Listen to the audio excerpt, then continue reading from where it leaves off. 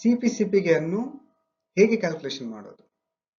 ಹೌದು, ನಾವು ಕಂಪನಿಯಲ್ಲಿ ಕೆಲಸ ಮಾಡ್ತಿದ್ವಿ. ಒಂದು ಆಟೋಮೋಟಿವ್ ಇಂಡಸ್ಟ್ರಿಯಲ್ಲಿ ಜಾಸ್ತಿ ಈ CP/CPಗೆ ಬಗ್ಗೆನೇ ಮಾತಾಡ್ತಾರೆ. ಅಂದ್ರೆ ಯಾವುದೇ ಒಂದು ಮೆಜರ್ಮೆಂಟ್ ಮಾಡಿದ ಮೇಲೆ ಅದನ್ನ ಪರ್ಫೆಕ್ಟ್ ಆಗಿದೆಯಾ, ಪ್ರೊಸೆಸ್ ಕೆಪೇಬಲ್ ಆಗಿದೆಯಲ್ಲ ಅಂತ ನಾವು ಮೆಜರ್ ಮಾಡ್ಬೇಕಂತ ಹೇಳಿದ್ರೆ CP/CPಗೆ ಬಗ್ಗೆ ಗೊತ್ತಿರಬೇಕು, ಆ ಕ್ಯಾಲ್ಕುಲೇಷನ್ ಗೊತ್ತಿರಬೇಕು, ಆ ವ್ಯಾಲ್ಯೂಸ್ ಗೊತ್ತಿರಬೇಕು. ಆ ವ್ಯಾಲ್ಯೂಸ್ ಹೇಗೆ ಬರುತ್ತೆ, ಏನೆಲ್ಲ ಪ್ಯಾರಾಮೀಟರ್ ನಮ್ಗೆ ಗೊತ್ತಿರಬೇಕು, ಅದನ್ನ ಇವತ್ತು ನಾವು ಕಲಿಯಕ್ ಹೋಗ್ತಾ ಇದೀವಿ. Welcome to quality is trust, learn with Ranjan, safety first, quality must. ನನ್ನ total 14 years experience. More than 10 years Japanese ಕಂಪನಿಯಲ್ಲಿ ಕೆಲಸ ಮಾಡಿದ್ದೀನಿ, ಆರ್ US ಬೇಸ್ ಕಂಪನಿಯಲ್ಲಿ ಕೆಲಸ ಮಾಡಿದ್ದೀನಿ.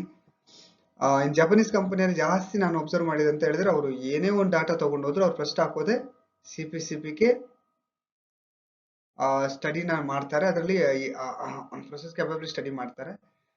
ನೆಕ್ಸ್ಟ್ ಅದ್ರ ವ್ಯಾಲ್ಯೂಸ್ ನೋಡ್ತಾರೆ, ಆ ವ್ಯಾಲ್ಯೂಸ್ ನೋಡಿ ಜಡ್ಜ್ ಮಾಡ್ತಾರೆ, ಈ ಪ್ರೊಸೆಸ್ ಎಲ್ಲಿ ವೇರಿಯೇಷನ್ ಆಗಿದೆ, ಡಿವಿಯೇಟ್ ಆಗಿದೆ ಅಂತ ಹೇಳ್ಬಿಟ್ಟು.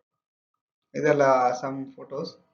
ನಾನು ಜಪನೀಸ್ ಕಂಪನಿಯಲ್ಲಿ ಕೆಲಸ ಮಾಡಿರೋದು, ಮತ್ತೆ ನಮ್ಮ ಲೈಕ್ ಮೆಂಟರ್ ಅಂತಾನೆ ಹೇಳ್ಬೋದು, ನಮ್ಮ ಮ್ಯಾನೇಜರ್ಸು. ಸೊ ಇದು ಯಾವ್ಯಾವ ಡಿಪಾರ್ಟ್ಮೆಂಟ್ ಇಳಬೇಕು ಅಂತ ಹೇಳಿದ್ರೆ, ನೀವು ಇಂಜಿನಿಯರಿಂಗ್ ಅವರಿಗೆ ತುಂಬಾ ಇಂಪಾರ್ಟೆಂಟ್. ಯಾಕಂದ್ರೆ ಅವರು ಪ್ರೊಸೆಸ್ ನ ಸೆಟ್ ಮಾಡುವಾಗ ಈ CP/CPಗೆ ಬಗ್ಗೆ ಸ್ಟಡಿ ಗೊತ್ತಿರಲೇಬೇಕು. ಪ್ರೊಡಕ್ಷನ್ ಡಿಪಾರ್ಟ್ಮೆಂಟ್ ಅವ್ರಿಗೂ ಗೊತ್ತಿರಬೇಕು, ಯಾಕಂದ್ರೆ ರೆಗ್ಯುಲರ್ ಆಗಿ ಅವ್ರು ಪ್ರೊಡಕ್ಷನ್ ಮಾಡ್ತಾ ಇರ್ತಾರೆ. ಅವ್ರಿಗೆ ರಿಜೆಕ್ಷನ್ ಬರಬಾರ್ದು ಅಂತ ಹೇಳಿದ್ರೆ ಪ್ರೊಸೆಸ್ ಕೆಪಬಿಲಿಟಿ ಮೇಲೆ ಅವ್ರಿಗೆ ಗೊತ್ತಾಗುತ್ತೆ, ಪ್ರೊಸೆಸ್ ಡಿವಿಯೇಟ್ ಆಗ್ತಾ ಇದೆಯಾ, ಔಟ್ ಆಫ್ ದ ಸ್ಪೆಸಿಫಿಕ್ ಹೋಗ್ಬೋದಾ ಇಲ್ವಾ ಅಂತ ಅವ್ರು ಜಡ್ಜ್ ಮಾಡಕ್ಕಾಗತ್ತೆ. ಕ್ವಾಲಿಟಿ ಅವ್ರಿಗಂತೂ ಗೊತ್ತಿರಲೇಬೇಕು, ಅವ್ರು ಅದ್ರ ಮೇಲೆ ಅನಾಲಿಸಿಸ್ ಮಾಡಕ್ಕಾಗೋದು, ಅವ್ರ ಕನ್ಕ್ಲೂಷನ್ ಕೊಡಕ್ಕಾಗೋದು. ಕ್ಯಾಲಿಬ್ರೇಷನ್ ಅವ್ರಿಗೆ ಗೊತ್ತಿರಬೇಕು, ಯಾಕಂತ ಹೇಳಿದ್ರೆ ಮೆಜರ್ಮೆಂಟ್ ಮಾಡುವಂತ ಇನ್ಸ್ಟ್ರೂಮೆಂಟ್ ಇಂದ ಇಂಪ್ಯಾಕ್ಟ್ ಆಗುವಂತಹ ಚಾನ್ಸಸ್ ಇರುತ್ತೆ. ಅಲ್ಲಿ ಪ್ರೊಸೆಸ್ ಕೆಪಬಿಲಿಟಿ ರಿಸಲ್ಟ್ ಮೇಲೆ ವೇರಿಯೇಷನ್ ಆಗುತ್ತೆ. ಪರ್ಚೇಸ್ ಅವ್ರಿಗೆ ಯಾಕೆ ಗೊತ್ತಿರ್ಬೇಕಂತ ಹೇಳಿದ್ರೆ, ಅವ್ರು ಬೇರೆ ಬೇರೆ ಸಪ್ಲೈರ್ ಪ್ರೊಕ್ಯೂರ್ ಮಾಡ್ತಾ ಇರ್ತಾರೆ. ಅವ್ರಿಗೆ ಆನ್ ಟೈಮ್ ಮೆಟೀರಿಯಲ್ ಬರಬೇಕು ಅಂತ ಹೇಳಿದ್ರೆ ಫಸ್ಟ್ ಸಪ್ಲೈಯರು ಕೆಪೇಬಲ್ ಆಗಿದಾರಾ, ಅವ್ರ ಕೆಪಬಿಲಿಟಿ ಚೆನ್ನಾಗಿದೆಯಾ ಇಲ್ವಾ ಅಂತ ಅವರು ತಿಳ್ಕೊಂಡಿರ್ಬೇಕು. PPC ಅವ್ರಿಗೆ ಗೊತ್ತಿರಬೇಕು. ಪ್ರೊಸೆಸ್ ಕೆಪೇಬಲ್ ಇಲ್ಲ ಅಂತ ಹೇಳಿದ್ರೆ ಅವ್ರಿಗೆ ಪಾರ್ಟ್ ನ ಕಸ್ಟಮರ್ಗೆ ಆನ್ ಟೈಮ್ ಕೊಡಕ್ಕಾಗಲ್ಲ. ಪ್ರೊಸೆಸ್ ಯಾವಾಗ ಕೆಪೇಬಲ್ ಆಗಿರುತ್ತೆ ಆವಾಗ ಅವರು ಆನ್ ಟೈಮ್ ನ ಪಾರ್ಟ್ಗೆ, ಆನ್ ಟೈಮ್ ಕಸ್ಟಮರ್ಗೆ ಪಾರ್ಟ್ ನ ಡೆಲಿವರಿ ಮಾಡಕ್ ಆಗತ್ತೆ. ಯಾಕಂದ್ರೆ ಅವ್ರಿಗೆ ಆನ್ ಟೈಮ್ ಪಾರ್ಟ್ ಬರುತ್ತೆ, ರಿಜೆಕ್ಷನ್ ಆಗಲ್ಲ. ಓಕೆ, ಹಾಗಾದರೆ ಪ್ರೊಸೆಸ್ ಕೆಪಬಿಲಿಟಿ CP ಫಾರ್ಮುಲಾ ಏನು ಅಂತ ತಿಳ್ಕೊಳ್ಳೋಣ. CP equal to USL minus LSL divided by 6 sigma within. ಓಕೆನಾ?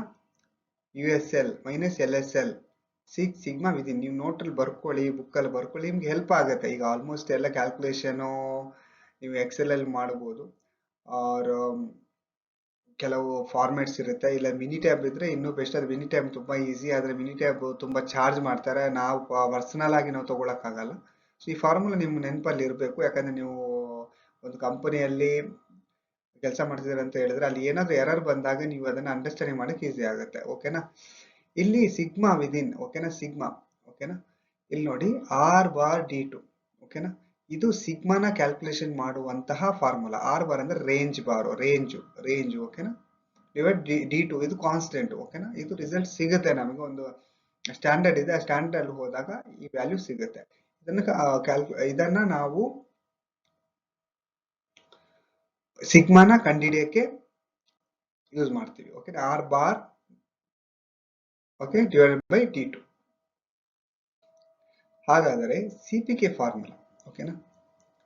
CPK process capability index. CP ಏನ್ ಹೇಳಿ? Process capability. CPK ಏನ್ ಹೇಳಿ? Process capability index. ಓಕೆ, ಇಲ್ಲಿ ಮೇನ್ ಆಗಿ ನಾವು ಪ್ರೊಸೆಸ್ ನ ಜಡ್ಜ್ ಮಾಡಬಹುದು, ಎಷ್ಟು ಡಿವಿಯೇಟ್ ಆಗ್ತಾ ಇದೆ ಫ್ರಮ್ ಮೀನ್ ಇಂದ, ಎಷ್ಟು ಡಿವಿಯೇಟ್ ಆಗ್ತಾ ಇದೆ ಅಂತ ಹೇಳ್ಬಿಟ್ಟು. ನಮ್ಮ ಪ್ರೊಸೆಸ್ ಕೆಪ್ಯಾಬಿಲಿಟಿ ಬಗ್ಗೆ ಒಂದು ಫುಲ್ ವಿಡಿಯೋ ಮಾಡ್ತೀನಿ. ನಾನು ಇವತ್ತು ಖಾಲಿ ಫಾರ್ಮುಲಾಸ್ ಬಗ್ಗೆ ನಾನು ಎಕ್ಸ್ಪ್ಲೇನ್ ಮಾಡಕ್ ಬಂದಿದ್ದೀನಿ. ಸೊ ಇಲ್ಲಿ CPU, CPL ಅಂತ ಎರಡಿದೆ. CPU, ಓಕೆನಾ? CPU formula USL minus X grand bar. Grand bar ಅಂತ ಹೇಳಿದ್ರೆ ಇಲ್ಲಿ ಎರಡು ಲೈನ್ ಇದೆ, ಎರಡು ಲೈನ್ ಇರುವಾಗ ಗ್ರ್ಯಾಂಡ್ ಬಾರ್ ಅಂತ ಹೇಳ್ತೀವಿ. X ಬಾರ್ ಅಂತ ಇದ್ದಾಗ ಅಲ್ಲಿ ಒಂದೇ ಲೈನ್ ಇರುತ್ತೆ, ಅಂದ್ರೆ ಎವರೇಜ್. ಓಕೆನಾ? ಎವರೇಜ್ಗೆ ಹೇಳುದು X ಬಾರ್ ಅಂದ್ರೆ ಎವರೇಜ್ ನ ಎವರೇಜ್ x grand bar, ಓಕೆನಾ, divided by 3 standard deviation 3 sigma. CPL ಅಂದ್ರೆ ಲೋವರ್, CPU ಅಂದ್ರೆ ಅಪ್ಪರ್, CP ಅಂದ್ರೆ ಲೋವರ್, ಓಕೆನಾ. ಇದರಲ್ಲಿ ಆಗ ಫಾರ್ಮುಲಾ ಏನಾಗುತ್ತೆ ಇಲ್ಲಿ ನೋಡಿ. ಮುಂಚೆ ಏನು CPU ಅಲ್ಲಿ ಏನಿತ್ತು, X grand bar write side ಇತ್ತು. CPL ಬಂದಾಗ ಎಕ್ಸ್ ಗ್ರ್ಯಾಂಡ್ ಬಾರ್ ಫಸ್ಟ್ ಇದೆ, ಓಕೆನಾ, ಮೈನಸ್ LSL, ಓಕೆನಾ, ಮೈನಸ್ LSL. LSL ಅಂದ್ರೆ ಲೋವರ್ ಸ್ಪೆಸಿಫಿಕೇಶನ್ ಲಿಮಿಟ್, USL ಅಂದ್ರೆ ಅಪ್ಪರ್ ಸ್ಪೆಸಿಫಿಕೇಶನ್ ಲಿಮಿಟ್, ಓಕೆನಾ,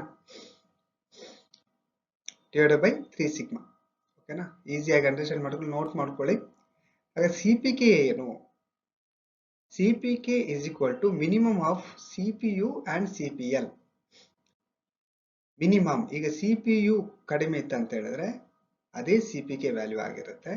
CPL ಕಡಿಮೆ ಇರುತ್ತೆ ಅಂತ ಹೇಳಿದ್ರೆ ಅದೇ CPK ವ್ಯಾಲ್ಯೂ. ಇದು ಎರಡರಲ್ಲಿ ಯಾವುದು ಕಡಿಮೆ ಇದೆ, ಇದರಲ್ಲಿ ಮಿನಿಮಮ್ ಯಾವುದು ಮಿನಿಮಮ್ ಇದೆ ಅದನ್ನ ನಾವು CPK ಕನ್ಸಿಡರ್ ಮಾಡ್ತೀವಿ. ಇಲ್ಲಿ ಫಾರ್ ಎಕ್ಸಾಂಪಲ್ 1 ಇದೆ, ಇಲ್ಲಿ 0.9 ಇದೆ ಅಂದ್ರೆ 0.9 CPK ವ್ಯಾಲ್ಯೂ ಅಂತ ಕನ್ಸಿಡರ್ ಮಾಡ್ತೀವಿ. ಯಾವುದು ಕಡಿಮೆ ಇರುತ್ತೆ ಅದನ್ನ ಇಲ್ಲಿ ಕನ್ಸಿಡರ್ ಮಾಡ್ತಾರೆ, ಓಕೆನಾ. ಅರ್ಥ ಮಾಡ್ಕೊಳ್ಳಿ, ಈ ಫಾರ್ಮುಲಾವನ್ನು ನೋಟ್ ಮಾಡ್ಕೊಳ್ಳಿ. ಮತ್ತೆ CPK equal to minimum value of CPU or CPL, ಯಾವ್ದು ಕಡಿಮೆ ಇರುತ್ತೆ ಅದನ್ನ ಕ್ಯಾಲ್ಕುಲೇಷನ್ ಮಾಡಿ, ಓಕೆನಾ. ಈಗ USL ಅಂದ್ರೆ ಅಪ್ಪರ್ ಸ್ಪೆಸಿಫಿಕೇಶನ್ ಲಿಮಿಟ್, LSL ಅಂದ್ರೆ ಲೋವರ್ ಸ್ಪೆಸಿಫಿಕೇಶನ್ ಲಿಮಿಟ್. ಸಿಗ್ಮಾನ ಕ್ಯಾಲ್ಕುಲೇಷನ್ ಮಾಡೋದು ಹೇಗಂದ್ರೆ sigma R bar by D2. ನಾನು ಕ್ಲಿಯರ್ ಆಗಿ ಹೇಳಿದ್ದೆ ಸ್ಟಾರ್ಟಿಂಗ್ ಅಲ್ಲೇ, ನಾನು ಸೆಕೆಂಡ್ ಸ್ಲೈಡ್ ಅಲ್ಲಿ ಥರ್ಡ್ ಸ್ಲೈಡ್ ಅಲ್ಲಿ ಹೇಳಿದ್ದೀನಿ. So R bar by D2. R bar ಅಂದ್ರೆ ರೇಂಜ್ ಬಾರು, ಓಕೆನಾ, ರೇಂಜ್ ಇದು ಎವರೇಜ್. ಮತ್ತೆ X ಬಾರ್ ಅಂದ್ರೆ average, mean of each sub group, ಓಕೆನಾ. X ಬಾರ್ ಅಂದ್ರೆ ಎವರೇಜು, X ಗ್ರ್ಯಾಂಡ್ ಬಾರ್ ಅಂದ್ರೆ average of multi sub groups together. ಅಂದ್ರೆ ಇಲ್ಲಿ ಒಂದು ಸಬ್ ಗ್ರೂಪ್ ನೀವು ಏನು ಎವರೇಜ್ ಮಾಡಿರ್ತೀರಿ ಅದರದ್ದು ಎಲ್ಲರೂ ಸೇರಿ ಇಲ್ಲಿ ಎವರೇಜ್ ತಗೋತೀವಿ, ಅದನ್ನ ಗ್ರ್ಯಾಂಡ್ ಬಾರ್ ಅಂತ ಹೇಳ್ತೀವಿ. ಅಪ್ಪರ್ ಸ್ಕೇಲ್ ಲಿಮಿಟ್ ಮತ್ತೆ ಲೋವರ್ ಸ್ಕೇಲ್ ಲಿಮಿಟ್ ಅಂದ್ರೆ upper specification limit or lower specification limit. ಅದನ್ನ ಒಂದು ಎಕ್ಸಾಂಪಲ್ ಕೊಡ್ತಾ ಇದ್ದೀನಿ. Diameter 10 plus or minus 1 mm. ಈಗ ಅಪ್ಪರ್ ಸ್ಕೇಲ್ ಏನಾಗುತ್ತೆ 10 ಪ್ಲಸ್ 1 ಅಂದ್ರೆ 11 mm. ಲೋವರ್ ಸ್ಕೇಲ್ ಏನಾಗುತ್ತೆ 10 ಮೈನಸ್ 1. ಈಗ ಲೋವರ್ ನಮಗೆ ಸ್ಪೆಸಿಫಿಕೇಶನ್ ಲಿಮಿಟ್ 9 mm, 9 ಇಂದ 11 ವರೆಗೆ, ಓಕೆನಾ.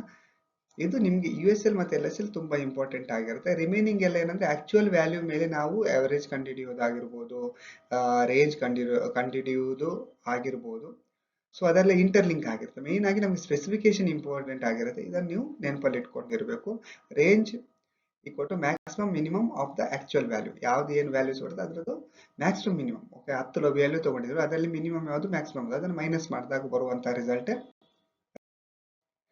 ಫೈನಲ್ ಆಗಿ ನಿಮ್ಗೊಂದು ಕ್ವಿಜ್, ಯಾಕಂದ್ರೆ ನೀವು ಎಷ್ಟರ ಮಟ್ಟಿಗೆ CPK ಬಗ್ಗೆ ತಿಳ್ಕೊಂಡಿದ್ದೀರಾ ಅಂತ ಒಂದು ಸರ್ವೆ ಮಾಡೋದಕ್ಕೋಸ್ಕರ. ಯಾಕಂದ್ರೆ ಕಲಿಯಕ್ಕೆ ಕೆಲವರಿಗೆ ಇಂಟ್ರೆಸ್ಟ್ ಇದೆ, ಯಾಕಂದ್ರೆ ಕಂಪನಿ ಒಳಗೆ ಕೆಲಸ ಮಾಡ್ತಾರೆ, ಇದೇ ಟೆಕ್ನಿಕಲ್ ವರ್ಡ್ ಅಲ್ಲಿ ಮಾತಾಡ್ತಾರೆ ಕಂಪನಿ ಒಳಗಡೆ. ಆಲ್ಮೋಸ್ಟ್ ಲೀಡರ್ಶಿಪ್ ಟೀಮ್ ಅಂತ ಹೇಳಿದ್ರೆ ಮ್ಯಾನೇಜ್ಮೆಂಟ್ ಅವರಾಗಿರ್ಬೋದು, ಕ್ವಾಲಿಟಿ ಅವರಾಗಿರ್ಬೋದು, CPK ಬಗ್ಗೆನೇ ಮಾತಾಡ್ತಾ ಇರ್ತಾರೆ. ಸೊ ನಿಮ್ಗೊಂದು ಕ್ವಿಜ್, ನಿಮಗೆ ಆನ್ಸರ್ ಗೊತ್ತಿದ್ರೆ ಕಮೆಂಟ್ ಬಾಕ್ಸ್ ಅಲ್ಲಿ ಹಾಕಿ, ಏನ್ ವ್ಯಾಲ್ಯೂಸ್, ಈಗ ನಾನು ಕೇಳೋಂಥ ಕ್ವಶನ್ಗೆ ಆನ್ಸರ್ ಹಾಕಿ. ಗೊತ್ತಿಲ್ಲ ಅಂತ ಹೇಳಿದ್ರು ಗೊತ್ತಿಲ್ಲ ಅಂತ ಹಾಕಿ, ನಾನು ಆಗ ಅದರ ಬಗ್ಗೆ ನಾನು ವಿಡಿಯೋ ಮಾಡ್ತೀನಿ, ಓಕೆನಾ. ಆಟೋಮೋಟಿವ್ ಇಂಡಸ್ಟ್ರಿಯಲ್ಲಿ ಕಸ್ಟಮರ್ CPK ಮತ್ತು PPK ವ್ಯಾಲ್ಯೂ ಎಷ್ಟು ಇರಬೇಕು ಅಂತ ಹೇಳ್ತಾರೆ. ಅದಕ್ಕೊಂದು ವ್ಯಾಲ್ಯೂ ಇದೆ, CPK ಇಷ್ಟು ಇರಬೇಕು, PPK ಇಷ್ಟು ಇರಬೇಕು. ಎಷ್ಟು, 1, 0.5, 4, 10, ಮಿನಿಮಮ್ ಇಷ್ಟು ಇರಬೇಕು ಅಂತ ಹೇಳ್ತಾರೆ. ಯಾಕಂದ್ರೆ ಅದ್ರ ಮೇಲೆ ಅವ್ರು ಜಡ್ಜ್ ಮಾಡ್ತಾರೆ, ಈ ಪ್ರೊಸೆಸ್ ಕೆಪಬಲ್ ಆಗಿದೆ, ಇಲ್ಲಿ ರಿಜೆಕ್ಷನ್ ಬರುವಂತಹ ಚಾನ್ಸಸ್ ತುಂಬಾ ಕಡಿಮೆ. ಸೊ ಈ ಕ್ವಶನ್ಗೆ ಆನ್ಸರ್ ಗೊತ್ತಿದ್ರೆ ಪ್ಲೀಸ್ ಕಮೆಂಟ್ ಮಾಡಿ, ಕಮೆಂಟ್ ಬಾಕ್ಸ್ ಹಾಕಿ. ಇದು ನಿಮ್ಗೆ ಇಂಪಾರ್ಟೆಂಟ್, ಯಾಕಂತ ಹೇಳಿದ್ರೆ ಈ ಕ್ವಶನ್ಸ್ ನ ನಿಮ್ಮ ಕಂಪನಿಯಲ್ಲಿ ಆಗಿರ್ಬೋದು, ಇಂಟರ್ವ್ಯೂ ಆಗಿರ್ಬೋದು, ಯಾವುದೇ ಆಡಿಟರ್ ಬಂದು ಕೇಳಿದ್ರು ನೀವು ಹೇಳುವಂಗಿರ್ಬೇಕು. ಇಲ್ದಿದ್ರೆ ನೀವು ಆ ಕಂಪನಿಯಲ್ಲಿ ಕೆಲಸ ಮಾಡಿನೂ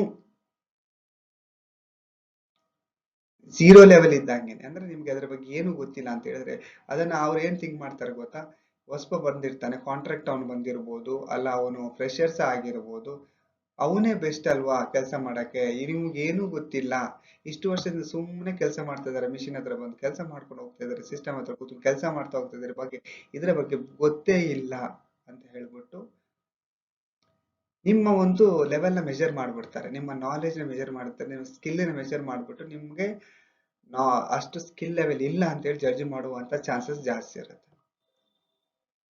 ಸೊ ಪ್ಲೀಸ್ ಕಮೆಂಟ್ ಬಾಕ್ಸ್ ಅಲ್ಲಿ ಹಾಕಿ.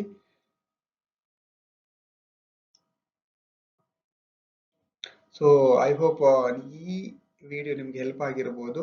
ಸೊ ಪ್ಲೀಸ್ ಲೈಕ್ ಮಾಡಿ, ಸಬ್ಸ್ಕ್ರೈಬ್ ಮಾಡಿ. ನೆಕ್ಸ್ಟ್ ವಿಡಿಯೋ ನಿಮ್ಗೆ ಫಸ್ಟ್ ಸಿಗ್ಬೇಕಂತ ಹೇಳಿದ್ರೆ ಪ್ಲೀಸ್ ಬೆಲ್ ಐಕಾನ್ನ ಪ್ರೆಸ್ ಮಾಡಿ. Thank you so much.